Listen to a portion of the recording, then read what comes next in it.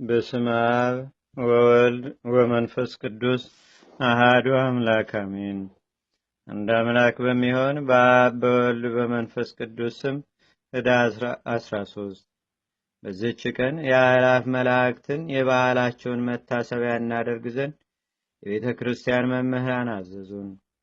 እሊህም ሥጋ የሌላቸው ረቂቃን የሆኑ ለዓለም ሁሉ የሚማልዱ ናቸው። ሄኖክም ስለ እርሳቸው እንዲህ አለ። በሰማይ ያለው ነፋሳት በደመና ውስጥ አወጡኝ፣ በእሳት ላንቃም ወደ ታነጸ ቤት አደረሱኝ። በዚያም አእላፋት መላእክትን አየው። እነርሱም በእሳት ላቦት ላይ የቆሙ፣ ልብሳቸውም እንደ በረድ ነጭ ነው አለ። ያዕቆብም እንዲህ አለ። ከምድር እስከ ሰማይ የምትደርስ መሰላልን አየው። የእግዚአብሔርም መላእክት በውስጧ ይወጡ ይወርዱም ነበር። ሁለተኛም ከሶርያ መመለሻው በሆነ ጊዜ የመላእክት ሰራዊትን አየው አለ። ሙሴም እንዲህ አለ። እግዚአብሔር አሕዛብን በቦታ እንደለያቸው የአዳምን ልጆች እንደበተናቸውም እግዚአብሔርን በሚያገለግሉ መላእክት ቁጥር የአሕዛብን አውራጃዎች እንደወሰናቸው፣ ሁለተኛም እግዚአብሔር ከሲና ተራራ ወጥቶ በሴር ታየኝ፣ ረቂቃን መላእክቶቹም ከእርሱ ጋር ነበሩ አለ። ዳዊትም እንዲህ አለ። መላእክቱን መንፈስ አገልጋዮቹንም የእሳት ነበልባል የሚያደርግ እርሱ ነው። ሁለተኛም የእግዚአብሔር ሰረገላዎች የብዙ ብዙ ሺህ ናቸው አለ። ኤልሳዕም የእሳት ሰረገሎችና የእሳት ፈረሶች በዙሪያው ቆመው ሲጠብቁ ታየ። ዳንኤልም እንዲህ አለ። ዙፋኖችን እስቲዘረጉለት ድረስ ደርሶ አየሁ ብዬ አየው ብሎ የመዋዕል እግዚአብሔር በላያቸው ተቀመጠ። ልብሱም እንደ በረድ ነጭ ነው፣ የራሱም ጠጉር እንደ ብዝት ነጭ ነው። ዙፋኑም የሚነድ እሳት ነው፣ ሰረገላውም የሚንበጎበግ ፍም ነው። የእሳትም ጎርፍ በፊቱ ይፈሳልም። የብዙ ብዙ የሆኑ መላእክትም ያገለግሉታል። የእልፍ መላእክትም በፊቱ ይቆማሉ። በአደባባይም ተቀምጦ መጽሐፍትን ገለጠ። ሉቃስም እንዲህ አለ። ድንገትም ከዚያ መልአክ ጋር ብዙ የሰማይ ሰራዊት መጡ። እግዚአብሔርንም ሲያመሰግኑ በሰማይ ለእግዚአብሔር ምስጋና ይሁን፣ በምድርም ሰላም ለሰው ልጅ በጎ ፈቃድ እያሉ። ማቴዎስም እነሆ መላእክትም ሊያገለግሉት መጡ አለ። ሁለተኛም የሰው ልጅ ቅዱሳን መላእክትን አስከትሎ በጌትነቱ በሚመጣበት ጊዜ ያን ጊዜ በጌትነቱ ዙፋን ላይ ይቀመጣል። ዮሐንስም ጌታችን ከተናገረው ቃል እንዲህ አለ። እውነት እውነት እላችኋለሁ ከእንግዲህ ወዲህ ሰማዮች ሊከፈቱ የእግዚአብሔርን መላእክት ወደ ሰው ልጅ ሲወርዱና ሲወጡ ታያላችሁ አላቸው የሚል ነው። ሐዋርያው ይሁዳም እነሆ እግዚአብሔር ይፈርድ ዘንድ አእላፍ የሆኑ ቅዱሳን መላእክቶቹን አስከትሎ ይመጣል አለ። የቤተ ክርስቲያን ሊቃውንትም የማዕረጋቸውን ደረጃ ወይም አይነት እንዲህ ብለው ተናገሩ። መላእክት፣ አጋዕዝት፣ ስልጣናት፣ ኃይላት፣ መናብርት፣ መኳንንት፣ ሊቃናት፣ አርባብ፣ ኪሩቤል፣ ሱራፌል ብለው ተናገሩ። ለእግዚአብሔርም ምስጋና ይሁን። እኛንም በእሊህ በቅዱሳን መላእክት አማላጅነት ይማረን። በረከታቸውም በአገራችን በኢትዮጵያ በሕዝበ ክርስቲያኑ ሁሉ ላይ ለዘላለሙ አድሮ ይኑር፣ አሜን። ሰላም ለክሙ ዘኮንክሙ ሶቤ እግዚአብሔር በዕለተ ይቤ አይላፋ ሰራዊት እለ ሱራፌል ወለ ኪሩቤ እማሩረ መርቄ ወእምቆረ ብዙ ምንዳቤ አክናፊክሙ ይኩነነ ግልባቤ። በዝችም ቀን 13 ወንበዴዎች ስለ እርሱ በእርሱ ሃይማኖትም ከዓለም የተለዩ የከበረ ባለጸጋ አስከናፍር አረፈ። ይህም አስከናፍር ከሮሜ መኳንንት አንዱ ነው። እርሱም ለድሆችና ለምስኪኖች ምጽዋትን የሚሰጥ እንግዶችንና መጻተኞችንም የሚቀበል ነው። በዚያ ወራት ያገኙትን ሰው ሁሉ የሚነጥቁና የሚያጠፉ 13 ሽፍቶች ነበሩ። እንግዳ እንደሚቀበል ይልቁንም መነኮሳትን እንደሚወድ የአስከናፍርን ዜና በሰሙ ጊዜም ወደ እርሱ ሄደው በተንጎል ይገድሉት ዘንድ ገንዘቡንም ሁሉ ሊወስዱ ተማከሩ። ከዚህም በኋላ የምንኩስና ልብስ ለብሰው ከደጁ ቆሙ። ባያቸውም ጊዜ 12ቱ ሐዋርያት እንደሆኑ አንዱ ጌታ ክርስቶስም እንደሆነ አሰበ። ሰገደላቸውም። ወደ ቤቱም አስገብቶ ማዕድ አቀረበላቸው። እግራቸውንም አጠበ። 35 ዓመት ሽባ ሆኖ በኖረ ልጁ ላይም ያንን እግራቸውን የታጠቡበትን ውሃ ረጨ። ወዲያውንም ልጁ ዳነ። እነዚያ ሽፍቶችም የሆነውን ባዩ ጊዜ እጅግ ደነገጡ።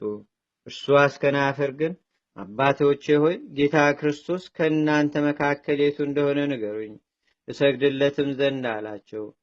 የአገር ሰዎችም የመኮንኑ ልጅ እንደዳነ በሰሙ ጊዜ ወደ እርሳቸው መጥተው ሰገዱላቸው። እንዲህም አሏቸው፣ የእግዚአብሔር ቅዱሳኖች ሆይ ባርኩን፣ በሽተኞቻችንንም አድኑልን። ከዚህም በኋላ እሊያ ወንበዴዎች ሾተሎቻቸውን አውጥተው በእርሳቸው ልንገድልህ በወደድንበትም እኛን ይገድሉን ዘንድ እሊህን ሾተሎች ውሰድ አሉት።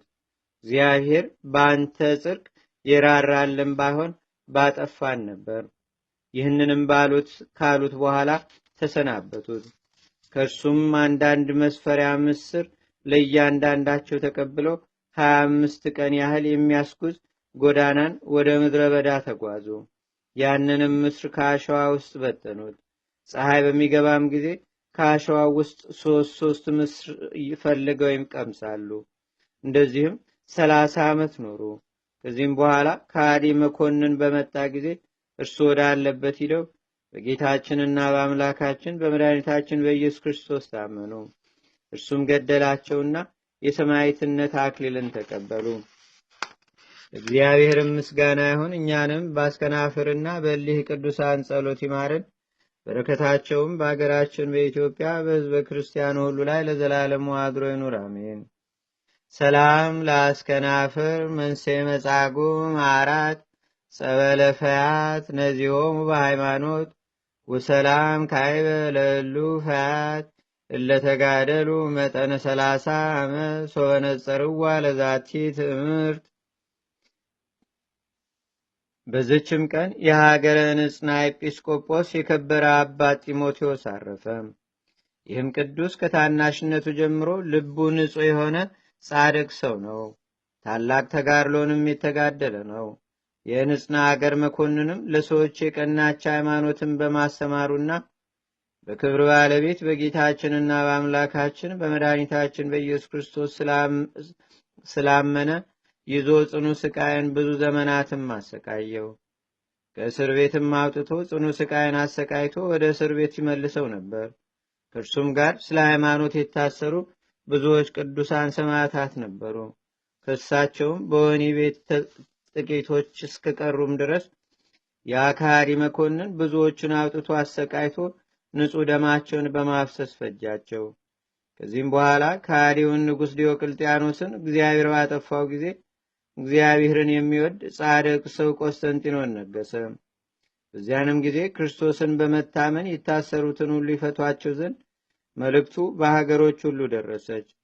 ይህ ቅዱስ አባ ጢሞቴዎስም ከእስር ቤት በወጣ ጊዜ በሀገረ ስብከቱ ያሉትም መነኮሳቱንና ካህናቱን ሁሉ ሰበሰባቸው።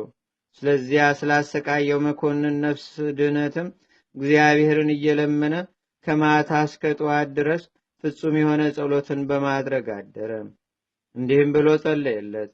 አቤቱ ይህንን መኮንን ማረው፣ እርሱ ለእኔ ታላላቆች የሆኑ በጎ ነገሮችን አድርጎልኛልና ወደ አንተም ለመድረሴ ምክንያት ሆኖኛልና። አቤቱ እንዲሁ በአንተ አምኖ ወደ አንተ ይደርስ ዘንድ ምክንያት አድርግለት። የዚህ አባትም ልብ ከቂም ከበቀል የነጻ በመሆኑ ሰዎች አደነቁ። ይምረው ዘንድ ነፍሱንም ያድንለት ዘንድ አባ ጢሞቴዎስ ስለ እርሱ ወደ እግዚአብሔር እንደሚለምን ለመኮንኑ ነገሩት። መኮንኑም ሰምቶ እጅግ አደነቀ። እንዲህም አለ፣ እኔ ግን ጽኑ ስቃይን ስላሰቃየሁት እንደሚረግመኝም ማስብ ነበር። አሁን እርሱ ግን ስለ እኔ ምህረትን ይለምናል። የሊህ ክርስቲያን ሃይማኖታቸው በውስጡ የተሰወረ ሰማያዊ የሆነ ምስጢር አለ። ከዚህም በኋላ መኮንኑ ልኮ ይህን አባ ጢሞቴዎስን አስመጣውና ስለ ክርስትና ሕግ ያስረዳው ዘንድ ለመነው። እርሱም ከዓለም መፈጠር ጀምሮ ያለውን ሁሉ ገለጠለት። ዳግመኛም የወልደ እግዚአብሔርን ሰው የሆነበትን ምክንያት ከብዙ ዓመታትም አስቀድሞ ነቢያት ስለ እርሱ ትንቢት እንደተናገሩ ከእመቤታችን ከቅድስት ድንግል ማርያም የእግዚአብሔር ልጅ ሰው በመሆኑ ትንቢታቸው እንደተፈጸመም ስለ እኛ መከራ ተቀብሎ ተሰቅሎ ስለመሞቱ ስለ ትንሣኤውና ስለ እርገቱ ዳግመኛም ለፍርድ ስለመምጣቱ አስረዳው። መኮንኑም በክብር ባለቤት ጌታችንና አምላካችን መድኃኒታችን ኢየሱስ ክርስቶስ አምኖ በዚህ አባት እጅ የክርስትና ጥምቀትን ተጠመቀ። ሹመቱንም ትቶ መነኮሰ፣ በገርልም ተጠመደ። ከዚህም አባት ጢሞቴዎስ መንጋዎች ውስጥ የተቆጠረ ሆነ። ይህም አባት ጢሞቴዎስ የቀረ ዘመኑን መንጋዎቹን ሁልጊዜ እያስተማረ በቀናች ሃይማኖትም ላይ እያጸናቸው ኖረ። በሰላም በፍቅር በአንድነትም አረፈም። እግዚአብሔርም ምስጋና ይሁን። የዚህም አባት በረከት በአገራችን በኢትዮጵያ በሕዝበ ክርስቲያኑ ሁሉ ላይ ለዘላለሙ አድሮ ይኑር፣ አሜን። ሰላም ለጢሞቴዎስ በገጸ ሰብ ዛምኖ ለእግዚአብሔር አምላክ አድኖ እንዘይብ ጸለ ወሰአለ ለዘኮነኖ እግዚኦ እግዚኦ ለአበሳሁ ክድኖ እስመለዮቴ መራ መንገሌ ከኮኖ። በዝችም ቀን ለአባቶች ሊቃነ ጳጳሳት 64ተኛ የሆነ የእስክንድርያ ሀገር ሊቀ ጳጳሳት ቅዱስ አባት ዘካርያስ አረፈ። ይህም አባት ከእስክንድርያ ሰዎች ወገን ነው። በቤተ ክርስቲያንም ንብረት ሁሉ ላይ መጋቢነትና ቅስና ተሾመ። እርሱም በተጋድሎ የጸና ንጹሕ ድንግል ነው። በጠባዩም የዋህ ቅን የሆነ በዕድሜውም የሸመገለ ነው። ሊቀ ጳጳሳት አባ ፊላቶስም ባረፈ ጊዜ ለዚች ሹመት የሚገባ ሰው ይመርጡ ዘንድ በእግዚአብሔር ምክር ኤጲስቆጶሳት ተሰበሰቡ። እነርሱም ለዚህች ሹመት ስለሚሻል ሰው በወንጌላዊው ማርቆስ ቤተ ክርስቲያን ተሰብስበው እየተነጋገሩ ሳሉ እነሆ አንድ ሰው መማለጃ በመስጠት ያለ ኤጲስቆጶሳት ፈቃድ ሊቀ ጵጵስና ይሾሙት ዘንድ ከንጉሥ የመልእክት ደብዳቤ ይዞ እንደሚመጣ ከእርሱም ጋር ከንጉሥ የተቀበላቸው ጭፍሮች እንዳሉ ሰሙ። ኤጲስቆጶሳቱም የአባቶቻችንን የሐዋርያትን ሥርዓት በመተላለፍ መማለጃ በመስጠት ስለሚደረገው የሊቀ ጵጵስና ሹመት አዘኑ። ስለዚህም እርሱ ራሱ የመረጠውን ይሾምላቸው ዘንድ ወደ እግዚአብሔር ተግተው በማዘውተር የሚጸልዩና የሚማልዱ ሆኑ። እነርሱም እግዚአብሔርን እየለመኑ ሳሉ እነሆ ይህ አባት ዘካርያስ ከቤተ ክርስቲያን ጫፍ በመሰላል ሲወርድ ሆምጣጤ የተመላን ሥራ በእጁ ይዞ ነበር። እግሩንም አድጦት ከመሰላሉ ጫፍ እስከታች ወደቀ።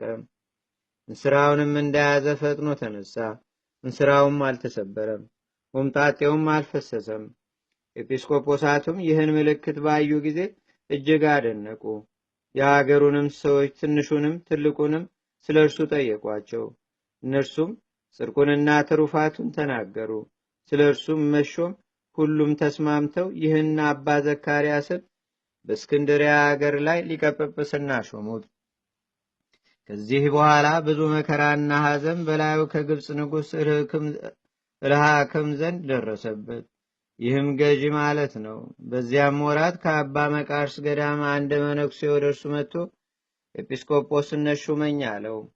አባ ዘካርያስም ልጅ ሆይ ታገዝ፣ አባቶቻችን ሐዋርያትም ያዘዙትን ሥርዓት አትተላለፍ፣ ግን ወደ ገዳምህ ተመልሰ ስለ ነፍስህ ድነት ተጋደል፣ እግዚአብሔርም የፈቀደው ይሁን አለው። ይህንንም በጎ ምክር በሰማ ጊዜ ያ መነኩሴ ተቆጣ። በልቡም ሰይጣን አደረበትና ወደ ግብፅ ንጉሥ ሄዶ በሐሰት ነገር አባ ዘካርያስን ወነጀለው። ንጉሡም የከበረ አባ ዘካርያስን ይዞ አሰረው። ከዚህም በኋላ ተነጣጥቀው ይበሉት ዘንድ ለአንበሶች ጣለው። አንበሶችም ከቶ አልቀረቡትም። ንጉሡም የአንበሶቹን ጠባቂ ተቆጣ፣ ከሊቀ ጳጳሳቱ ጉቦ የተቀበለ መስሎት ነበርና። ከዚህም በኋላ አንበሶቹን አስራባቸውና ሊቀ ጳጳሳቱን የላም ደም ቀብቶ በድጋሚ ለአንበሶቹ ጣለው። እነርሱም ከቶ አልቀረቡትም። ንጉሡም አደነቀ። ከአንበሶች መካከልም እንዲያወጡ ታዘዘ። ከዚህም በኋላ 3 ወር አሰረው። ሁልጊዜም እንዲህ የሚለው ሆነ፣ የክርስቲያንን ሃይማኖት ትተህ ወደ እኛ ሃይማኖት ካልገባ፣ አለበለዚያ እኔ አሰቃይቼ በሰይፍ እገድልሃለሁ። ዳግመኛም ለአንበሶች እጥልሃለሁ ወይም ከእሳት ውስጥ እጨምርሃለሁ። የከበረ አባት አባ ዘካርያስ ግን በሃይማኖቱ በመጽናት ምን አልፈራም። ሁለተኛም ብዙ ቃል ኪዳኖችን ገባለት፣ እንዲህም አለው፣ ትእዛዜን ተቀብለህ ወደ ሃይማኖቴ ብትገባ እኔ ብዙ ሀብት እሰጥሃለሁ፣ በሁሉ መሳፍንትም ላይ መስፍን አድርጌ ሾመሃለሁ። ቅዱስ አባት ዘካርያስም በዓለም ያለ መንግስትን ሁሉ ብትሰጠኝም የቀናች ሃይማኖቴን አልተውም ብሎ መለሰለት። ከዚህም በኋላ ጥቂት ቀን አስሮ ለቀቀው። ከእስር ቤትም ወጥቶ አባ ዘካርያስ ወደ አስቄስ ገዳም ሄደ። ንጉሱንም ስለ መፍራት ከእርሱ ጋር የሄዱ ብዙ ኤጲስቆጶሳት ነበሩ። በሚገዛቸው አገሮች ሁሉ ያሉትን አብያተ ክርስቲያናት ሁሉንም እንዲያፈርሷቸው ንጉሥ አዞ ነበርና ታላቅ ስቃይንም እያሰቃየ ብዙዎች ክርስቲያኖችንም ከሃይማኖታቸው አወጣቸው። የክርስቲያንም ወገኖች በዚህ መከራ ውስጥ 9 ዓመት ኖሩ። ከ9 ዓመትም በኋላ ክብር ይግባውና ጌታችንና አምላካችን መድኃኒታችን ኢየሱስ ክርስቶስ ሕዝቡን ይቅር አለ፣ ቁጣውንም መለሰ፣ መከራውንም ሁሉ ከላያቸው አስወገደ። ንጉሡ በሚገዛቸው አገሮቹ በሁሉ ቦታዎችም አብያተ ክርስቲያናት እንዲታነጹ ከእነርሱም የወሰዱትን ገንዘባቸውን ሁሉ የምድራቸውን ጉልት እንዲመልሱላቸው ንጉሡ አዘዘ። ከዚህም በኋላ ሁሉም አብያተ ክርስቲያናት ተሰሩ። ከፊተኛውም እጅግ የተሻሻሉም ሆነው ዳግመኛ ታደሱ። ይህም አባት ዘካርያስ ብዙዎች አብያተ ክርስቲያናትን ሰራ። ክርስቲያኖችም በአብያተ ክርስቲያኖቻቸው በሚጸልዩና በሚቀድሱ ጊዜ ያለ ስጋት ደወሎቻቸውን እንዲደውሉ ንጉሡ አዘዘ። ክርስቲያኖችም በታላቅ ደስታ የሚኖሩ የሆኑ የቤተ ክርስቲያን ሕግ ሁሉ የቀና ሆኗልና። ይህም አባት አብያተ ክርስቲያናትን እያሰራም የሚያሻቸውንም እያሰበ 12 ዓመት ኖረ። በአንዲት ዕለትም በሥጋው ለምጽ ያለበት ስሙ መርቆሬዎስ የሚባል ኤጲስቆጶስ ወደ እርሱ መጣ። አባ ዘካርያስም በትሕትና በቅን ልቡና እንዲህ አለው፣ ወንድሜ አባ መርቆሬዎስ ሆይ በአንተ ላይ ስለደረሰ ስለዚህ ደዌ እኔም በጸሎቴ እረዳሃለሁ። እግዚአብሔር ሙሴን በፍርድ ውስጥ ለማንም አታድላ ያለውንም አንተ ታውቃለህ። ስለዚህ ይህ የለምጽ ደዌ በላይህ እያለ ክህነት አይገባም፣ መጽሐፍ ርኩስ ነው ብሎታልና አለው። ኤጲስቆጶሱ አባ መርቆሬዎስም አለቀሰና አባቴ በጸሎትህ እርዳኝ አለው። ከዚህም በኋላ ከእርሱ ዘንድ ወጥቶ ሄደ። በሀገረ ስብከት ወዳለች የእመቤታችን የቅድስት ድንግል ማርያም ቤተ ክርስቲያን ውስጥ ገባ። ከዚህም ደዌ ታነጻው ዘንድ ወደ እርሷ በመጸለይና በመማለድ እያለቀሰ በእመቤታችን በቅድስት ድንግል ማርያም ስዕል ፊት ቆመ። ከሰኞ ጠዋት ጀምሮ እንዲህ እያደረገ ቀንና ሌሊት እየጸለየና እየጾመ ኖረ። በረቡዕ ዕለትም በ9 ሰዓት ደክሞት የእመቤታችን የቅድስት ድንግል ማርያም ስዕል ከበላዩ ካለችበት ግድግዳ ላይ ራሱን አስጠግቶ አንቀላፋ። በእንቅልፉም ውስጥ ሳለ የስዕሊቱ እጅ ስጋውን ሲዳስስ አየ። በዚያንም ጊዜ ነቅቶ ስጋው ከለምጹ ነስቶ አገኘው። ታላቅ ደስታም አደረገ። ጌታችን ኢየሱስ ክርስቶስንም አመሰገነው። እመቤታችን ቅድስተ ቅዱሳን ድንግል ማርያምንም አመሰገናት። ረድኡም ሲመጣ ና ልጄ ሆይ ስጋዬ ነይ፣ እመቤቴ ማርያም ከደዌ አንጽታኛለችና አለው። በዚያችን ቤተ ክርስቲያን ውስጥ እግዚአብሔርን እያመሰገነ እስከ ቀዳሚት ሰንበት ድረስ ኖረ። ከዚህም በኋላ ተነስቶ ወደ ሊቀ ጳጳሳት አባ ዘካርያስ ሄደ። በዕለተ እሑድ በቤተ ክርስቲያን ውስጥ እያለም በእርሱ ላይ የሆነውን አስረዳው። እንዲህም አለው፣ ይህ ሁሉ የተደረገልኝ በከበረች ጸሎት ነው። የከበረ አባ ዘካርያስም እንዲህ ብሎ መለሰለት፣ እግዚአብሔር ንጹሕና ቅን የሆነ ልቦናህን ተመልክቶ ልመናህንና እንባህንም ተቀብሎ ከደዌህ አነጻ። አሁንም ከተቀበልከው ጸጋ እንባረክ ዘንድ ቀድሰ ክቡር ደሙን ቅዱስ ሥጋውን ልታቀብለን ይገባሃል አለው። ያን ጊዜም መሥዋዕትን ሰርቶ ቀድሶ ክቡር ደሙን ቅዱስ ሥጋውን አቀበላቸው። በቤተ ክርስቲያን ያሉትም ሁሉ ከእርሱ ቡራኬ ተቀበሉ። ስለዚህች ምልክትም አደነቁ። ድንቆይ ታምራትንም የሚያደርግ እግዚአብሔርንም አመሰገኑት። ሁለተኛም አንድ ዲያቆን ወደ አባ ዘካርያስ መጥቶ ሰገደለት፣ በፊቱም አለቀሰ። እግሮቹንም እየሳመ እንዲህ አለው፣ አባቴ ሆይ ራራልኝ፣ እኔ ተሳስቼ በኃጢአት ወድቄአለሁና። ወዲያውኑ ሥጋዬ ሁሉ ለምጽ ሆነ። አባ ዘካርያስም ልጄ ሆይ በእግዚአብሔር ፊት በድካም ላይ መጽናት ይቻልሃልን? አለው። አዎን አባቴ ሆይ ያዘዝከኝን ሁሉ አደርጋለሁ አለ። በዚያንም ጊዜ በእርሱ ዘንድ በጨለማ ቤት ዘጋበትና እንዲህ ብሎ አዘዘው። ፊቱን ወደ ምስራቅ መልሶ በመቆም በቀንም በሌሊትም ስለ ኃጢአቱ እየተጸጸተ ወደ እግዚአብሔር በጸሎት እንዲማልድ፣ አባ ዘካርያስም ከ3 ቀኖች በኋላ ጥቂት እንጀራ በሚዛን መዝኖ ጥቂት ውሃም ሰጠው።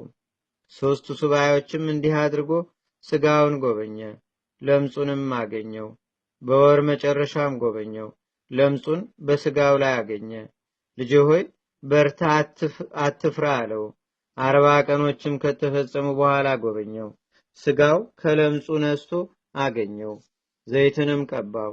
ልጄ ሆይ እነሆ ድነሃል፣ ነፍስህን ጠብቅ። ከእንግዲህም ዳግመኛ ወደ ኃጢአት ሥራ እንዳትመለስ ተጠበቅ። አሁንም በሰላም ወደ ቤት ግባ አለው። እርሱም የተመሰገነ እግዚአብሔርን እያመሰገነ ወደ ቤቱ ገባ። እግዚአብሔርም በዚህ አባት እጆች ድንቆይ ተአምራትን አደረገ። በሹመቱም ወንበር 28 ዓመት ከኖረ በኋላ በሰላም አረፈ። ይኸውም ከንጹሐን ሰማዕታት ዘመን በ760 ዓመተ ምህረት ነው። ለእግዚአብሔርም ምስጋና ይሁን። እኛንም በዚህ አባት ጸሎት ይማረን፣ በረከቱም በአገራችን በኢትዮጵያ በሕዝበ ክርስቲያኑ ሁሉ ላይ ለዘላለሙ አድሮ ይኑር፣ አሜን። ሰላም ለዘካርያስ ሊቀ ጳጳሳት ዘተሰይመ እምድኅረ ፊላታዎስ ኖመ በእንተ ሃይማኖት ርትዕት እንዘይትጋደል ፍጹመ አናብስቲኑ በሊዮቶ ሶገርዎ ፍጽመ እንዘይቀቡ እንተላይም ደመ። እንደ አምላክ በሚሆን በአብ በወልድ በመንፈስ ቅዱስ ስም ኅዳር 14 በዚች ቀን የሀገረ ጠራኪያ ኤጲስቆጶስ ቅዱስ አባት አባ መትሪያኖስ አረፈ። በዚችም ቀን ለፋርስ ንጉሥ ታምራት ያደረገና ክብር ይግባውና በጌታችንና በአምላካችን በመድኃኒታችን በኢየሱስ ክርስቶስ ያሳምነው የአባ ዳንኤል የዕረፍቱ መታሰቢያ ነው። በዚችም ቀን የሱራስጦስ፣ የእንድራዎስ፣ የመብሪኖስ፣ የራጢና፣ የይስጥና ደግሞም የጋርሴስ፣ የበጥላን፣ የደብረ ቢዘኑም የሃይማኖት መምህር የአባ ዮሐንስ መታሰቢያቸው ነው። በደብረ ቅተልሞን የተሰራችን ቤተ ክርስቲያን የከበረችበት በዓል ነው።